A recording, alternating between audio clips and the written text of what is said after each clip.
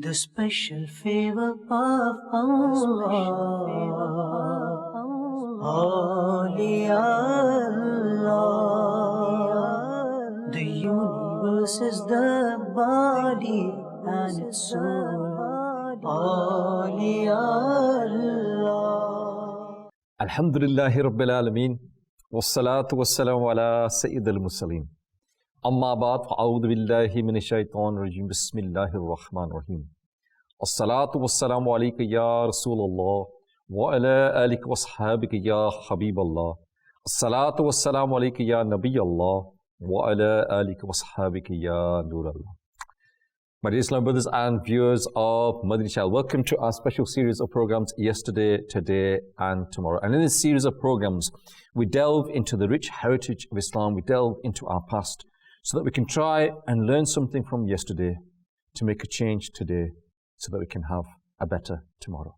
Yesterday, today and tomorrow. And as you know, we begin by giving you a blessing of reciting Durud Pak upon the Prophet of Allah sallallahu alaihi wasallam. The blessing that we have today is that the Prophet of Allah sallallahu alaihi wasallam, the final messenger, the intercessor of the Ummah, has said that all people, undoubtedly, from the terror and accountability of the Day of Judgment, the person who would attain quick salvation will be the one who would have recited salat upon me in abundance. Allahu Akbar, Allahu Akbar. My dear Islam brothers, when we talk about reciting Durud Pak in abundance, our pious predecessors have put a number to this. They said that if a person makes a habit of reciting Durud Pak 313 times, which is the nisbah of the number of Muslims that were in the Battle of Badr. If a person recites Durud Pak 313 times on a daily basis, he will be amongst those people who recited Durud Pak in abundance. So please make it part of your daily routine. Inshallah, the rewards are there, inshallah azza wa jal, and it's not a huge amount of effort. So please make a habit of reciting Durud Pak upon the Prophet of Allah sallallahu alaihi wasallam. My dear Islam brothers and viewers on Madani Channel, you know, today the topic that we're going to talk about, the people that we're going to talk about are people that personally I've never had the opportunity to talk about today. Inshallah, today we're going to talk about the noble Nabi, Sayyiduna Zakariyya alayhi salam, his beloved son, Sayyiduna Yahya alayhi salam, and the beloved mother of Sayyiduna Isa alayhi salatu wasalam, the famous Waliya, Sayyiduna Maryam radiyallahu ta'ala. And inshallah, we're going to learn a little bit about their lives, some parables from their lives. And at the same time, I've said it before many, many times, that whenever we hear about an event that took place in the past, bear in mind that this has been passed down from generation to generation for a reason. Not so that we can just have a good story, but that we can learn something from it. And we're going to begin by giving you a parable of that happened during the life of Sayyiduna Zakariyya alayhi salatu wasalam. Now Sayyiduna Zakariyya alayhi salatu wasalam, he preferred to work for his livelihood. And he would get paid for constructing walls. This was his job. In exchange, he would get one piece of bread, one loaf of bread every day as a remuneration. And that was effectively his wage. And once a few people came in his blessed court, and he was busy eating at that time, and he did not invite them to eat. Upon this, they became extremely astonished, as they thought that he would also invite them to eat that. You know, why has he not invited them to eat with them? However, when he did not invite them, then out of astonishment, they asked him the reason for this. And he said, and listen to this, he replied, that I work for some people on a daily wage. In exchange for my work, they give me one loaf of bread, and that's my wage. And that one loaf of bread gives me enough energy so that I can do that work for them. Had I fed you from my share of this bread, then it would not have been sufficient for you, and neither would I have gained the energy. However, it would have brought inefficiency in my work, and I would have not been able to perform my work properly. That's why I did not invite you for a meal. Allahu Akbar. What do we learn from this? We learn that Sayyidina Zakariyya alayhi salatu wasalam, he could have given his roti. He could have given his roti, his bread, as hospitality to them. And it would be seen as an act of generosity from his side, which is a nafil form of ibadat, a nafil form of sadaqah. Whereas to accomplish his work perfectly and wholeheartedly as a laborer was obligatory for him. And this is what you need to understand, that this was obligatory for him. For him to perform his work, he was given a job to do. He was given a task to do. And if, as a result of him not having enough energy inside him, as a result of him not eating the bread that he was given him, and he did not fulfill the task that was assigned to him, then he would have not been happy with the amount of work that he had done. On the other hand, he could have shared the bread with them. He could have got the reward for a nafil sadaqah, but at the same time, that was nafil, and this was obligatory upon him. And here we learn about how important it is to earn a halal income. That if you are given a task to do, you are given a job to do, then you have to fill your job. And I know that, there are certain people, alhamdulillah, within the environment of Dawah Islam, that they will, when they send in the timesheets, they will automatically deduct minutes of the timesheet. And when you asked, but you didn't turn up late, you didn't leave early, so why are you deducting the minutes? And they said, during the ijara time, I got a personal phone call, and I didn't think it was right of me to claim that money for that time, because I was not doing the job that I was assigned to do. And again, this is something that, do we take seriously? On our daily basis, do we take it seriously about ensuring that we earn a halal livelihood? There's a beautiful booklet that I would like you, all of our viewers, to please download and read or purchase, better still. And it's 50 Madani Pearls of Earning Halal Sustenance. And this is written by Shaykh al-Tariqat, Amir al-Sunnah, Allama Maulana Muhammad Ilyas Attar Qadri, the founder of Dawah Islami. And if you read that book, it'll give you some guidelines, and when you're reading it, you kind of think to yourself, I'm not really doing that, I should be doing that. I'm not really doing that, I should be doing that. And hopefully, that'll put us on the mindset of what we need to be to ensure that we earn a halal livelihood. We also get another Madani Pearl. Working to earn a livelihood is the way of the blessed Anbiya. Therefore, one shall not consider it to be inferior at all. So if you have to earn a living, here we're told that Sayyiduna Zakariyya, he used to make walls. And if the Nabis can do this manual work, then who are we? What is wrong with us? So earning halal sustenance for yourself and your household to support them with good intentions is a form of worship as well. Various blessed Anbiya Islam and the awliya used to earn their own livelihood. It is narrated that Sayyidina Adam was the first one to weave cloth, and then he engaged in agriculture. Sayyidina Idris used to sew clothes. Similarly, another Nabi, Sayyidina Dawud used to graze goats before becoming a king. After becoming a king, he would make armors and he would sell them. Similarly, the famous companion of the Holy Rasul, Sallallahu Alaihi Wasallam, Sayyidina Salman Farsi, would prefer to earn his livelihood himself.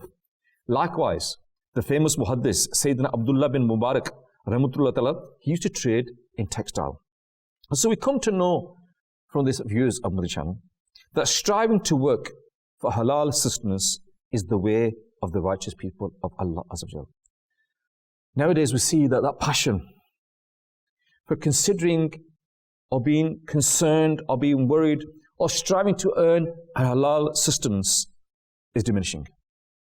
Nowadays what we want to do is we want to make money easily. We want to make money quickly. We don't want to have to work hard for money, and we want these shortcuts. And when we start looking at these shortcuts are there as traps of shaitan. Them shortcuts are there to entice you to commit the sin of, selling stolen goods, commit the sin of selling illegal goods, commit the sin of selling intoxicants, and all of these things which are shortcuts to making your income. Now, you may have made your income, you may have made your money, but when you look at it, you realize that your income is not halal. And if you do not have the blessings, the barakah in your halal sustenance, then automatically it will affect you. It will affect your family. But nowadays, we don't think about that. We don't consider the fact that this money, if I buy halal food with this money, then it's okay. But what we need to understand is, where's this money come from? Is this money halal in the first place? Is this money halal in the first place that you are buying this halal food with? Your money is not halal. And nowadays we want easy money. We want people to give us money. We want to find easy ways to make money. But again, if we look at the Anbiya, we look at the companions of the Prophet of Allah Sallallahu Alaihi Wasallam, we look at the pious predecessors, they would work for an earning. Some of them would do business, some of them would sell, some of them would buy, some of them would weave, as we're told, make cloth, or whatever it was. They would never ever earn an haram income. And that is the first thing that we need to look at. Look at our income, look at our livelihood. Is our livelihood halal? And I mentioned it many times before, that when you have an income, when you've got a job, when you've got a business, then I would advise all of you that even if you don't have any doubt, let's say you say, no, I'm 100% sure that it's nothing wrong with it. What is the harm in picking up the phone? What is the harm in sending an email? What is the harm in sending a WhatsApp message to Darul Iftar and saying to them, this is my livelihood, this is how I earn my money, is it halal or is it haram? And if you get the response, inshallah, that it's halal, you've got peace of mind. Alhamdulillah, peace of mind. You know, I can work extra hours now, 12 hours, extra hours, whatever it is, because my income is halal. But if your income is haram, do you think you'll be successful in this dunya? Do you think you'll be successful in that dark and lonely grave? Do you think you'll be successful when you're trying to cross the bridge of Salah? Do you think you'll be successful on the Day of Judgment? I have personally met an individual, and this individual, very proudly, he showed me the checks of this fraud that he had done. And as a result of this fraud, he got huge amounts of money. And he showed me the checks that he was given as a result of this. And the people who gave him the check, they knew that he had earned this through fraudulent means, but they were compelled to give him the money. And he was showing off this money to me, these checks to me. I remember meeting him 5 years later, I'm not sure exactly. And he said to me, do you remember them checks that I showed you? I said, yeah, I do actually. How can I affect? It was a huge amount of money. I'd never seen that amount of money in my life. He said, as long as that money was in my house, I never had any peace or tranquility in my house whatsoever. So yes, he had loads of money. Yes, he had a big house, he had a big car. But is that everything in life?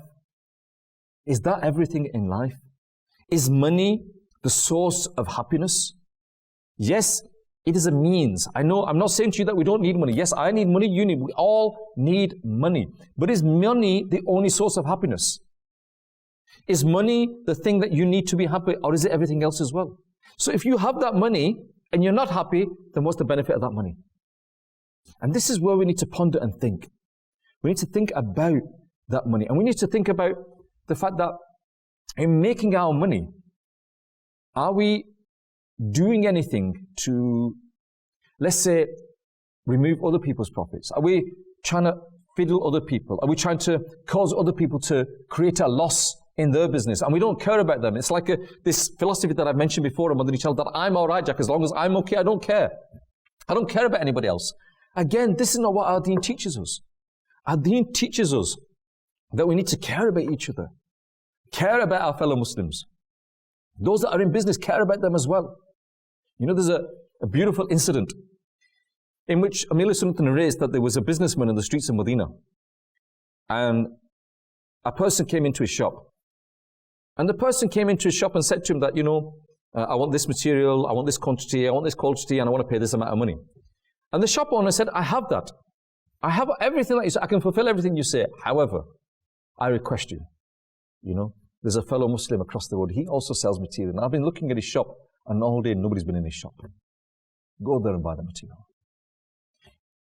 Now, I'm not saying that this is what you should do, that when customers come into your shop, that you should send them away and send them to other shops. But what I am saying to you is that that Muslim had that feeling inside him for his fellow Muslim brother. And let's twist the situation around. If someone comes into our shop and they say, you know what, okay, you showed me this phone. It's not bad, but you know what, I'll go to a shop down the road. There's a shop just there, and let me go and have a look at there. If there's nothing there, then I'll come back. At that moment in time, unfortunately, we see a lot of people that will backbite, slander, lie, gossip, commit all sorts of sins just to make sure that that person stays there and buys that phone. Inshallah, these are the things that we need to think about and ponder about, viewers of the channel. That do we cater for our fellow Muslim brothers? Inshallah, we're just going to go to a package of the day. Inshallah, when we come back from the package of the day, we're going to continue with the topic of the day. Sallu ala al-Habib, sallallahu ta'ala ala Muhammad, sallallahu alayhi wa sallam. If you are a parent or a grandparent, And if you ask yourself this question, how do I create an Islamic environment in my home, an Islamic ethos? Shaykh al-Tariqat Amir Ahl-Sunnat Hazrat Allama Maulana Abu Bilal Muhammad Ilyas Attar Qadri Damat Barakatuhumul Aliyah, the founder of Dawud Islami, has given many practical ways to achieve this. And one of the tools that he has given is called home dars. Dars means a lesson, a short lesson, 5 to 7 minutes minimum, to be held in the home. And if you may ask another question, where do I get these books, these materials from? So Dawud Islami has all these tools and materials available for the benefit of yourself and myself as well. If you visit Maktabatul Madina, the bookshop and publications department of Dawud Islami, you can obtain hard copies of many different books on diverse topics. Or if you want, you visit our website dawudislami.net, and you can download over 250 different books and booklets on different topics for free. Subhanallah. So what you do is, you take one book, start with Fizani Sunnah. This is the magnum opus. This is the masterpiece of Amir Ahl-Sunnat Damat Barakatuhumul Aliyah. And you sit down as a family around the table or on the floor or wherever you are comfortable. And keep aside the phones, tablets. Sit down together. Give each one a turn, right? Monday, it's father's turn. Tuesday, mother's turn. Wednesday, the son's turn. Thursday, the daughter's turn. Well, next day, the grandfather, the grandmother, the uncle, whoever it is. Give each one a turn, right? For 5 minutes to 7 minutes, you are going to read. You choose your chapters, you choose what paragraphs you want to. Go over it. And when we sit down, we all listen to you. What you are doing in the process. You are discussing, you are learning about ilmuddin, knowledge of Islam, and you are creating a very good environment amongst your family, quality time, and you are also creating a beautiful environment, Islamic ethos, subhanallah. So start like this, inshallah, and you will see over a period of time how that family bonding gets cemented, inshallah. Sallu ala al-Habib, sallallahu ta'ala ala Muhammad, sallallahu alayhi wa sallam. Sallu ala al-Habib, sallallahu ta'ala ala Muhammad, sallallahu alayhi wa sallam. MashaAllah, viewers of Madani Channel, you're watching yesterday, today and tomorrow. And in this program, we are talking about some of our pious predecessors. And in particular, we're talking about, at the moment, we're talking about the Nabi Sayyiduna Zakariyya alayhi salatu wasalam. And we were talking about before the break how he would earn an honest livelihood and a halal livelihood. He would work to earn his livelihood. And I want just to give you a few instances of some of our pious predecessors that we can understand their mindset. And then we can try and compare it to our mindset. It's narrated that once upon a time, silk cloth became very expensive in Basra. And when Sayyidina Yunus bin Ubayd Rahmatullah came to know about it, he bought silk cloth worth 30,000 dirhams from a person. After buying it, he asked the seller, do you know that silk has gone very, very expensive and it's gone to such a rate at such place? And the person said, had I known this, I wouldn't have sold it to you. Listen to it. He said, okay, take your goods and return my money. Therefore, he returned his 30,000 dirhams. So, for example, I can say to you that, I know that this is worth £1,000 and you only want £10 off me. And you don't know that the price has gone up to £1,000. He bought it off him for £10. And then he said to him, do you know that this has gone very expensive now? In a certain place, you can sell this for £1,000. And the guy said, I didn't know this. Yeah? And if I'd known this, I would never have sold it to you. He said, okay, take it back. Now, he could have kept it, couldn't he?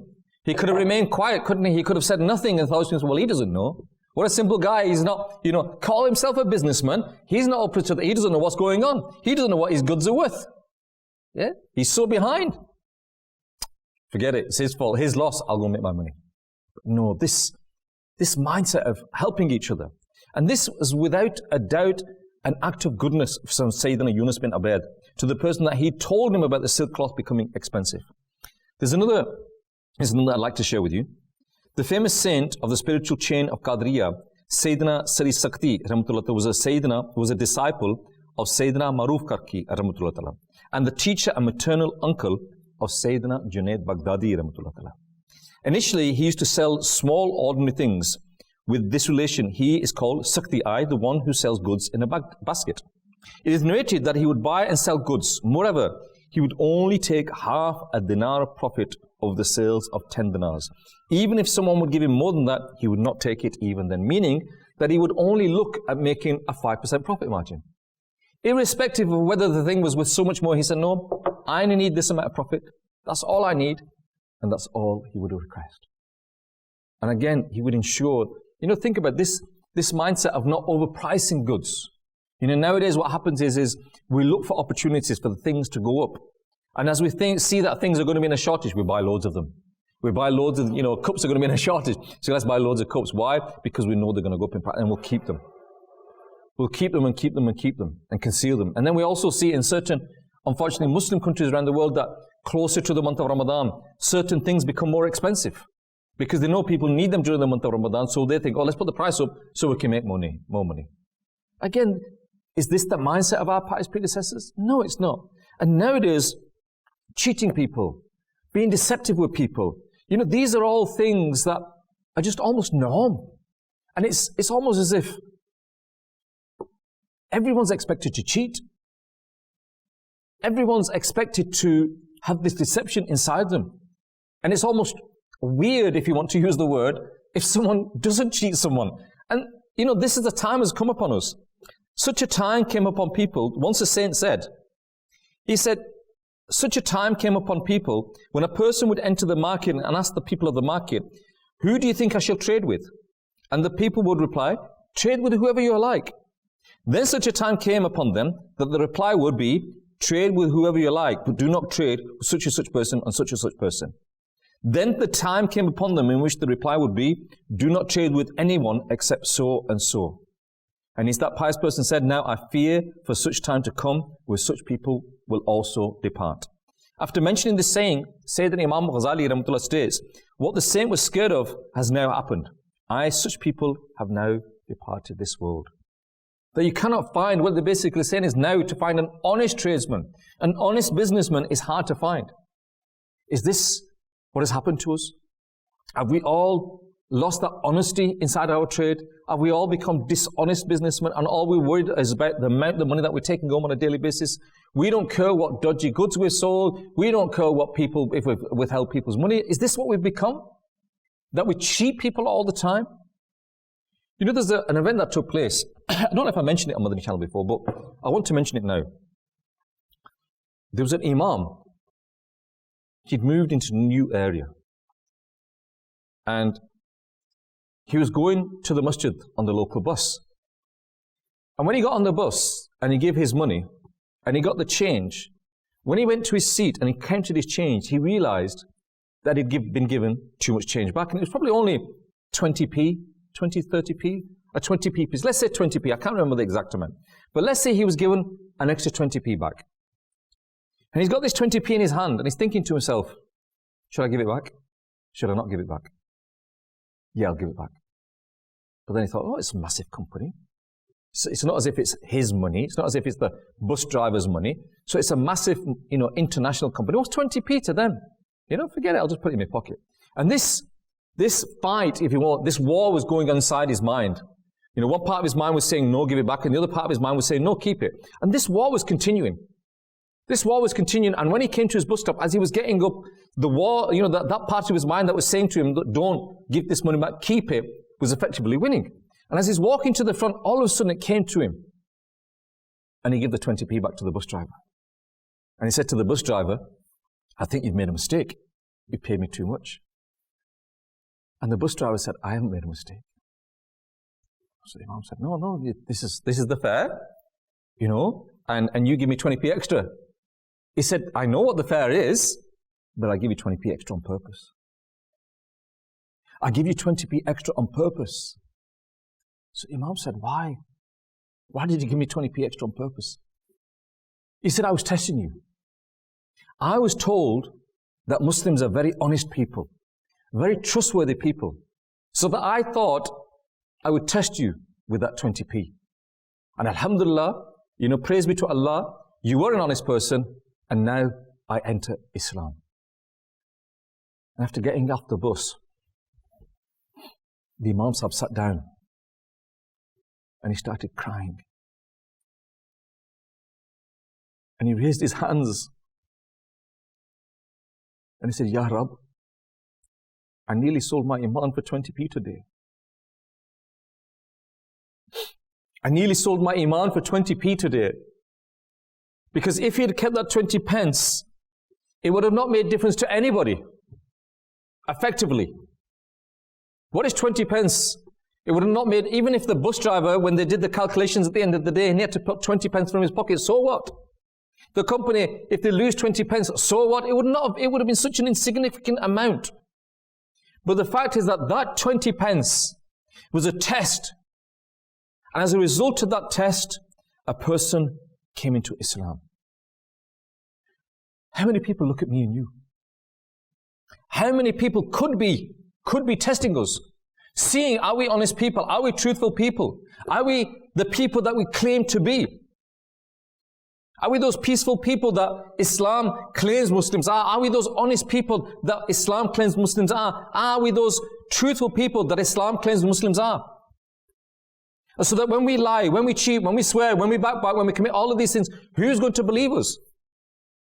How many times have we fiddled people? How many times have we cheated people? And how many times as a result of that, and we don't know this, how many times as a result of our actions we've pushed people away from Islam? Have we ever pondered over this? You made that extra 20p, you made that extra £5, you made that extra £100. But your actions, and just think that that bus driver that became a Muslim, it is not just that one bus driver.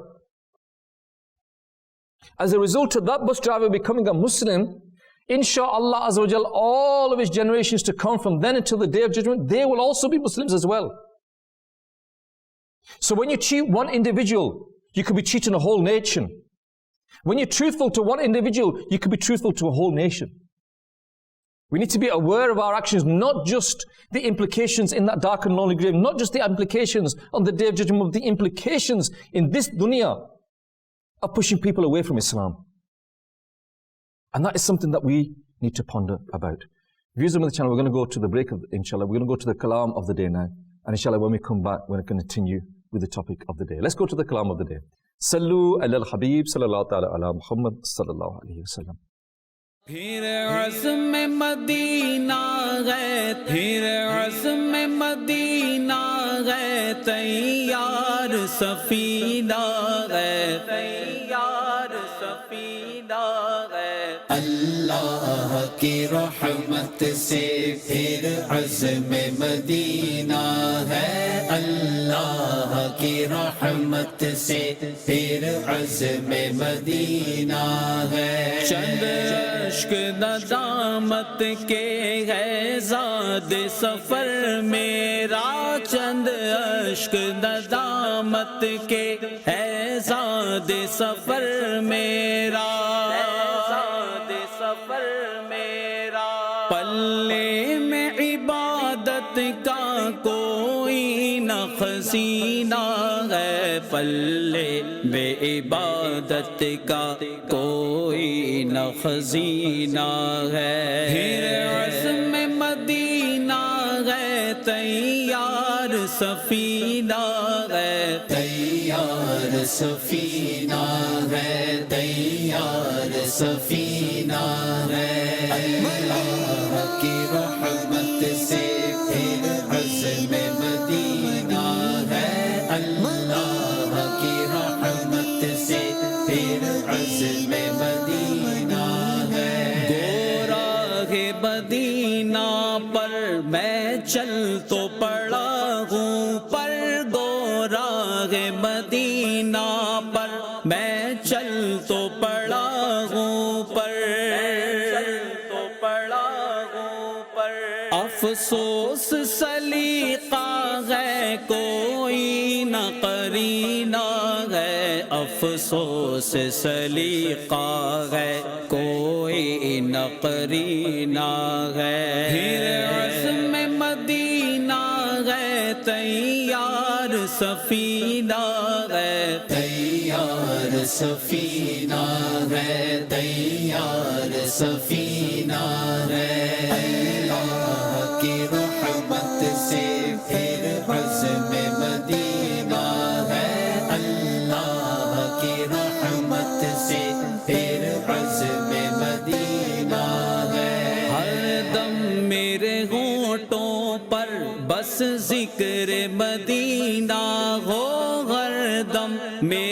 ہونٹوں پر بس ذکر مدینہ ہو،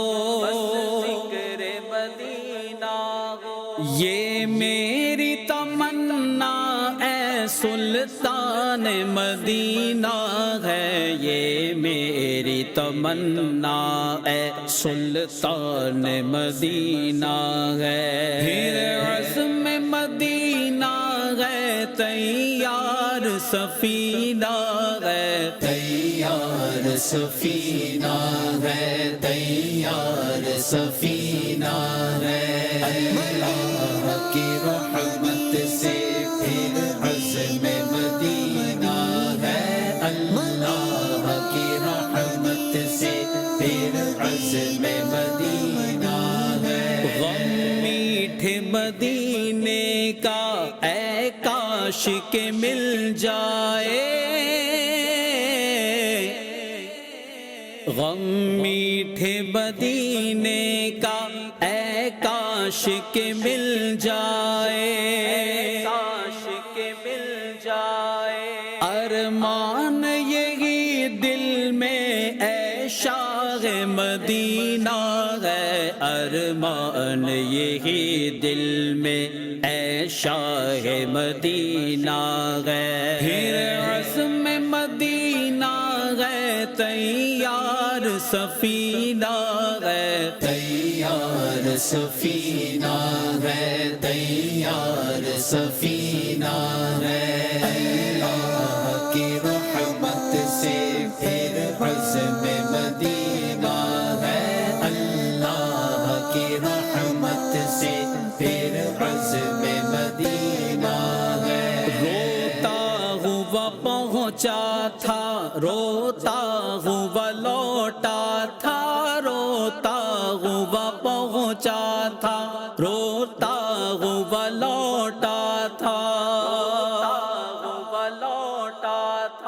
ہے وصل کی دو گھڑیاں پھر ہجر مدینہ ہے وصل کی دو گھڑیاں پھر ہجر مدینہ ہے، پھر عزم مدینہ ہے تیار سفینہ ہے، تیار سفینہ ہے، تیار سفینہ ہے، اللہ کی رحمت سے پھر عزم مدینہ ہے، اللہ کی رحمت سے پھر عزم مدینہ ہے، عطار کو گر تو بھی ٹھکرا دے کہاں جائے، عطار کو گر تو بھی ٹھکرا دے کہاں جائے، تیرا ہے یہ تیرا ہے گو لاکھ کمینہ ہے، تیرا ہے یہ تیرا ہے گو لاکھ کمینہ ہے، پھر عزم مدینہ ہے تیار سفینہ ہے، تیار سفینہ ہے، تیار سفینہ ہے، اللہ کی رحمت سے پھر عزم مدینہ ہے، اللہ کی رحمت سے پھر عزم مدینہ ہے۔ Sallu ala al-Habib sallallahu ta'ala ala Muhammad sallallahu alayhi wa sallam. MashaAllah, viewers of Madani Channel, you're watching yesterday, today and tomorrow. And in this series of programs, we look at the rich heritage that we have as Muslims. And today we're talking about the life and teachings of Sayyiduna Zakariyya alayhi salatu wasalam. And you know, again, I'm looking at the time and time is very, very short. I like so many things I wish to say to you, but time is against us once again. So I'll try and cram in as much information as I can. We've been listening, viewers of Madani Channel, about the Sayyiduna Zakariyya alayhi salatu wasalam. And Sayyiduna Zakariyya alayhi salatu wasalam was the Imam of all of the contemporary scholars and worshippers of Baitul Muqaddas. He was the uncle of the blessed mother of Sayyiduna Isa alayhi salatu wasalam, and Allah Azza wa Jal also blessed him with the rank of Nabuwa. It is narrated Sayyiduna Zakariyya alayhi salam and Sayyiduna Imran alayhi salam had the same father-in-law. The name of the wife of Sayyidina Zakariyya alayhi salam was Aisha, whereas the name of the wife of Sayyidina Imran alayhi salam was Hannah radiallahu anha. Now Sayyidina Hannah radiallahu anha remained childless for a long time, to the extent that she became old and felt helpless. One day, Sayyidina Hannah radiallahu anha saw a sparrow under the shade of a tree who was feeding its baby sparrow. Seeing the rose, the urge of having offspring in her heart, and she supplicated in the court of Allah Azza wa Jalla. She said, Oh Allah, if you bless me with children, I will make them a servant of Baitul Maqdis and I will present him for this service. Now in that time, only boys were accepted for serving Baitul Maqdis and girls were not deemed to be capable of it. When she vowed this oath, then Sayyidina Imran alayhi salam became extremely worried. And that's why he said, what have you done? If a girl is born, then how will she be able to do this? Then Sayyidina Imran alayhi salam passed away before the birth of the child. And look, if we look at the majesty of Allah Azza wa Jalla, that a girl was born instead of a boy. Upon this, Sayyidina Hannah radiallahu anha expressed grief. She was grieved and wistful because a daughter was born and now she was unable to fulfill her vow. However, Allah Azza wa Jalla showered special bounties upon her, and Sayyidina Maryam radiallahu anha was superior to all of her contemporary women of the world and was blessed with the honor of being the mother of Sayyidina Isa alayhi salatu wasalam. Allah Azza wa Jalla accepted Sayyidina Maryam radiallahu anha instead of a boy as an offering and brought her up in an excellent manner. It happened like this, that after Sayyidina Maryam's birth, Sayyidina Hannah radiallahu anha wrapped her in a piece of cloth and presented her to the scholars of Baitul Maqdis, and they could take care of her in their guardianship. Now these scholars were considered to be extremely reverent and respectful. Those scholars were a total of 27 in number, and they were from the descendants of Sayyidina Harun alayhi salatu wasalam, and were appointed at serving Baitul Maqdis. Now Sayyidina Maryam radiallahu anha was the daughter of Sayyidina Imran alayhi salatu wasalam, who was also a prominent scholar amongst these scholars. Moreover, her family was also an extremely illustrious and learned family in Bani Israel. Sayyidina Zakariyya alayhi salam said, I am most deserving of her because her aunt is in my sister. So he wanted to look after her. And after discussions took place, it was decided that Sayyidina Maryam radiallahu anha would come under the guardianship of Sayyidina Zakariyya alayhi salam. And Sayyidina Maryam kept growing up fast, very fast in compared to the other children. Allah Azza wa Jal blessed her with immense dignity. She would get unseasonal fruits that came from the heaven. Sayyidina Maryam radiallahu anha was not breastfed by any woman. And when Sayyidina Zakariyya alayhi salam would go to Sayyidina Maryam radiallahu anha, then he would find unseasonal fruits there. Once he questioned her, that where do you get these fruits from? And Sayyidina Maryam radiallahu anha replied, it is from Allah Azza wa Jal. Sayyidina Maryam radiallahu anha spoke these words at a time when she was still being brought up in the cradle. When Sayyidina Zakariyya alayhi salam saw this, he thought to himself that the one who providing Maryam radiallahu anha with unseasonal fruits and dry fruits without any apparent means, he will also bless my wife with new health and bless me with a son in this old age, after my hopes of offspring have died. With this thought in mind, he made the dua for a pure offspring, i.e. in the arch of Baitul Maqdis by shutting the doors. When he supplicated, when he made this dua, it stated that he was 120 years of age and his wife was 98. The event of him making this dua in the arch of Maryam has been mentioned in the glorious Quran. In Surah Al-Imran, ayat number 38 and 39. At the place, Zakariyya supplicated to his Lord. He requested, O my Lord, give me from your court a righteous offspring. Indeed, you are the acceptor of supplication.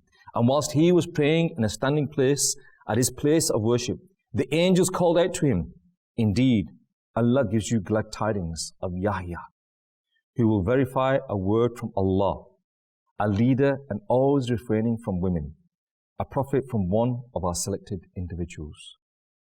The dua of Sayyidina Zakariyya ﷺ was accepted, and he suddenly saw a young man in white clothes in the same arch where he was engaged in salah and supplication despite all the doors being shut. He was Sayyidina Jibreel ﷺ, and he gave him the glad tidings of a son and also told him that that name of your son will be Yahya. Allahu Akbar. I want to give you a few Madani pearls that we can gain from this event. I keep on saying this, that if something's related to it, it's there for a reason. Number one, we should never despair of the mercy of Allah Azza wa Jal. Rather, we should keep on continuing to do dua in His court and hope that my dua will definitely be accepted sooner or later.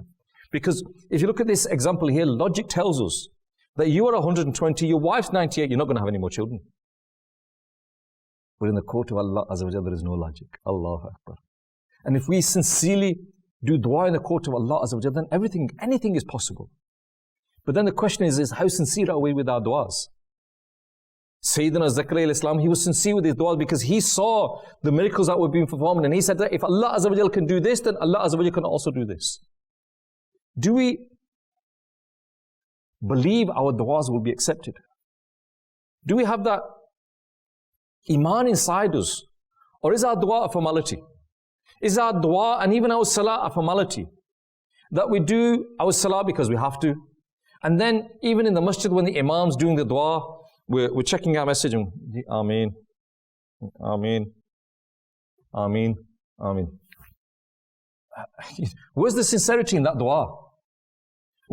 How can we, think that our duas are going to be accepted if we're not sincerely doing that dua, thinking to ourselves that, we are presenting ourselves in front of our Creator. It's a golden opportunity to ask. Ask from your Rabb, ask from your Lord. Ask from Allah. But then what we do is a formality. Ameen. And we're out to the door. And what happens is that there's a certain phrases that we say, we just say them, and we're out to the door. Do we sincerely do dua? And if we see also, we learn from this, that parents shall supplicate in favor of the children as the dua of parents is accepted in the favor of their children. Parents' duas, very important. To get the dua of your parents, Allahu Akbar, Allahu Akbar. You are very, very fortunate if you get the dua of your parents. Are our parents happy with us? Because if your parents are happy with you, then there is more chance that they will do dua for you. But are we amongst those people that we've upset our parents? Are we amongst those people that have abused our parents? I find it hard to believe. I just heard recently of a case where someone was hitting his mother-in-law in front of his wife and in front of his father-in-law, and nobody said anything. They weren't bothered about it. That the mother of the house is being hit, being beat. Is this how far we have fallen? Is this where we are now? How can we possibly expect Allah Azza wa Jal to be happy with us? The Prophet of Allah Sallallahu Alaihi Wasallam says, woe unto you. Woe unto that person whose parents reach an old age and through them they do not enter paradise. That we don't respect our parents. We're told that the father's anger is in Allah's anger. The father's pleasure is Allah's pleasure. We're told that paradise lies beneath the feet of the mother. What are these sayings for? What are these hadiths for? And yet that same mother whose feet beneath paradise lies, we are abusing that person. That same father who we are told that his anger and his pleasure has Allah's anger and Allah's pleasure in it. We don't care about abusing them. We don't even care about removing them from the household. Yes, even that happens. Sometimes I think to myself that I live in a bubble. That I think that this is how bad it gets. That it doesn't get any worse than this. But when you go out into society and you see there, and then you realize that, what you thought is the worst of the worst is nothing. And this is affecting our Muslim households. Where we don't see that respect for our elders, that respect for our parents. Then how can we possibly get their duas? We should be begging our parents to do dua for us. My dear mother, please do dua for me. Do dua that, that I am forgiven. Do dua that I am successful in the afterlife. How many of us? Yes, we'll go to pious people. We'll go to the sheikhs. We'll go to the suyuk. We'll go to the peers. But how many of us have gone to the mother and said, Mother, please do dua for me? Father, please do dua for me. How many of us have done this? Sayyiduna Zakariyya, another thing that we see there is that he supplicated for pious offspring. So we come to know that we should also supplicate for pious offspring. Many people, they say, Ya Allah, bless us with children. Ya Allah, bless us with sons. Ya Allah, bless us with daughters. Do we ever say, bless us with pious children? Bless us with pious children. This is the dua that we should be making. Ya Allah, bless us with pious children. Because them pious children, you think to yourself, Ya Allah, why do people want children? People want children that, one, they want the legacy to go on, they want their name to go on, and then they also want children so that when they get to an old age, then they've got children to look after them. But there's no guarantee of that. There's no guarantee of that. You talk about legacy. What would your legacy be if your children leave Islam? Is that going to be your legacy? What is your legacy going to be? You say that your children will look after you when you get old. What guarantee is there of that? Look around you. Look around you and you see many old aged people that have their parents, their children alive, and they're not looking after them at all. So our dua should be, Ya Allah, bless us with pious children. And then think to yourself that if that dua is not accepted, then maybe the reason why it's not accepted is because Allah Azza wa Jalla has not written in my destiny to have pious children. And it's better for me. He's saved me. He's protected me from having those children that would hurt me, having those children that would commit all sorts of sins, having those children, astaghfirullah, that would leave the fold of Islam.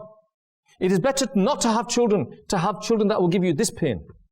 Yes, we all want sadaqah jariyah. Yes, we all want our children that after we pass away, they will live on and they will pass sawab on to us. Yes, we want that. I know we want that. But we should want that.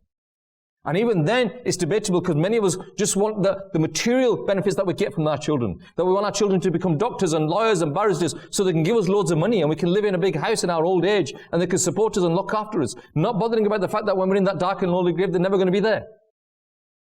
So we should do dua for pious children. The place where the pious people of Allah Azza wa Jal perform ibadat becomes so sacred that the duas asked there get accepted quicker in the court of Allah Azza wa Jal.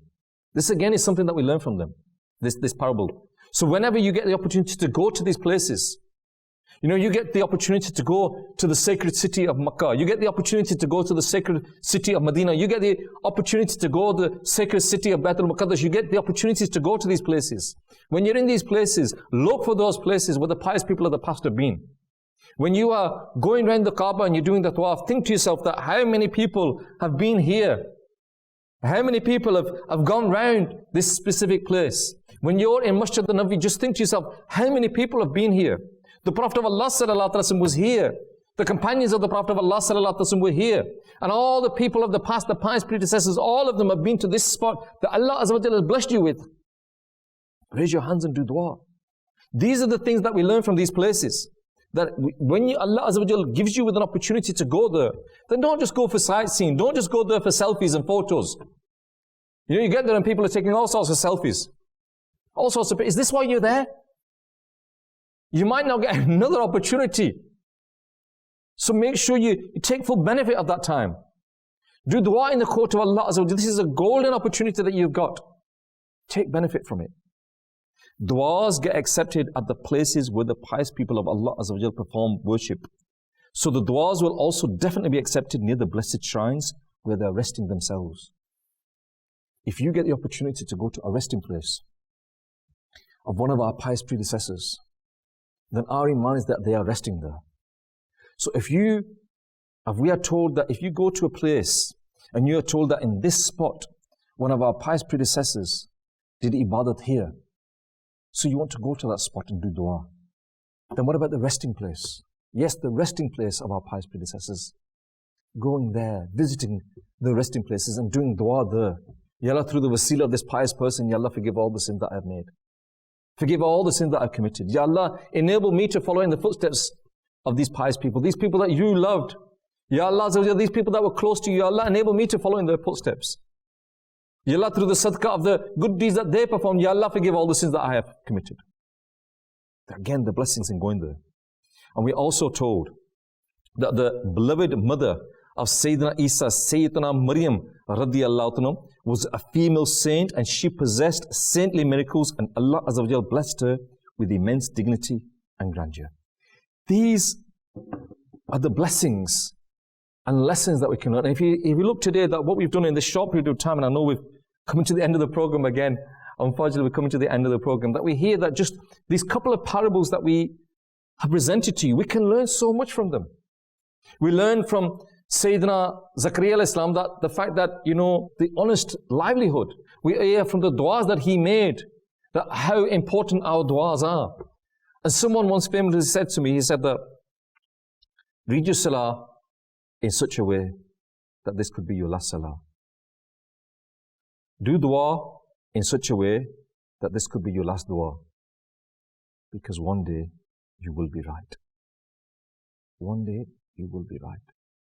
One day it will be our last salah. One day it will be our last dua. How will our last salah be? How will our last dua be? When will our last salah be? When will our last dua be? We don't know. We don't know. So we need to make this time in this dunya count. As Muslims, we shouldn't be wasting our time. We have a limited amount of time to achieve the goal that's set upon us, to achieve the pleasure of our Creator, to achieve the nearness of Allah Azza wa Jal, to achieve and perform those good deeds that inshaAllah Azza wa Jal will enable us to enter paradise. I pray to Allah Azza wa Jal through the wasila of our pious predecessors, that myself and all the Muslims that are watching this program, may Allah Azza wa Jal enable us all to enter paradise without accountability. Viewers of Madani Channel, you've been watching yesterday, today and tomorrow, and I pray to Allah Azza wa Jal that we have learned something from today's program. But until the next time, keep watching Madani Channel. Sallu ala al-Habib sallallahu ta'ala ala Muhammad sallallahu alayhi wa sallam. The special favor of Allah, Holy Allah. The universe is the body and its soul, Holy Allah.